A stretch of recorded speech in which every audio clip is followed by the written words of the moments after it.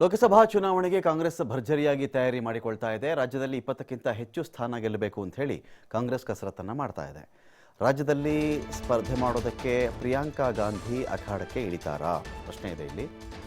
ಪ್ರಿಯಾಂಕಾ ಗಾಂಧಿ ಕರ್ನಾಟಕದಿಂದನೇ ಸ್ಪರ್ಧೆ ಮಾಡ್ತಾರೆ ಎಲ್ಲಾದರೂ ಒಂದು ಕಡೆ ಅಂತ ಇದ್ರ ಬಗ್ಗೆ ಸುಳಿವನ್ನು ಕೊಡ್ತಾ ಇದ್ದಾರೆ ಸಚಿವರು. ಒಂದಷ್ಟು ಸುಳಿವು ಸಿಗ್ತಾ ಇದೆ ಸಚಿವರ ಕಡೆಯಿಂದ.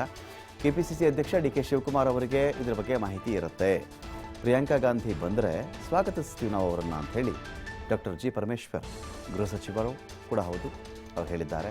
ಮುದ್ದ ಹನುಮೇಗೌಡ ಗೃಹ ವಾಪಸಿಗೆ ಸಹಮತ ನಾವು ಕೊಟ್ಟಿದ್ದೀವಿ. ಹನುಮೇಗೌಡರು ವಾಪಸ್ ಬರೋದಾದರೆ ಬರಲಿ, ನಮ್ಮದೇನು ತಕರಾರಿಲ್ಲ ಅಂಥೇಳಿ ಡಾಕ್ಟರ್ ಜಿ ಪರಮೇಶ್ವರ್ ಮಾತನಾಡಿದ್ದಾರೆ. ಮಾಡೋದು ನಮ್ಮ ಎಲೆಕ್ಷನ್ ಸೆಂಟ್ರಲ್ ಎಲೆಕ್ಷನ್ ಕಮಿಟಿ, ನಮ್ಮ ಹೈಕಮಾಂಡು ಇಲ್ಲಿಂದ ರೆಕಮೆಂಡೇಶನ್ ಹೋಗ್ಬೋದು. ಅವರು ಜಯಚಂದ್ರ ಅವರ ಮಗಂದು ಹೋಗ್ಬೋದು, ಇನ್ನೊಬ್ಬರದು ಹೋಗ್ಬೋದು. ಅದೆಲ್ಲ ತೀರ್ಮಾನ ಅಲ್ಟಿಮೇಟ್ಲಿ ಮಾಡೋದು ಯಾರು? ನಮ್ಮ ಹೈಕಮಾಂಡ್ನವರು. ಅಲ್ಲಿ ಪ್ರೋಸೆಸ್ ಇದೆ ನಮ್ಮಲ್ಲಿ. ಸ್ಟೇಟ್ ಎಲೆಕ್ಷನ್ ಕಮಿಟಿ ರೆಕಮೆಂಡ್ ಮಾಡಬೇಕು, ಅದಾದಮೇಲೆ ಸೆಂಟ್ರಲ್ ಎಲೆಕ್ಷನ್ ಕಮಿಟಿ ತೀರ್ಮಾನ ಆಗುತ್ತೆ. ಅದು ಆಗೋವರೆಗೂ ನಾವೆಲ್ಲ ಸ್ಪೆಕ್ಯುಲೇಟ್ ಮಾಡ್ತಾ ಕೂತಿರ್ತೀವಿ. ಈ ಥರ ಅವರು ನಿಲ್ತಾರೆ, ಇವರು ಟಿಕೆಟ್ ಕೊಡ್ತಾರೆ, ಇದೆಲ್ಲ ಸ್ವಾಭಾವಿಕವಾಗಿ ಚುನಾವಣೆ ಬಂದಾಗ ನಡೀತಾ ಇರುತ್ತೆ. ಅವರು ದುಬೈಗೆ ಹೋಗೋದಕ್ಕೆ ಏನು ತಪ್ಪೇನಿದೆ?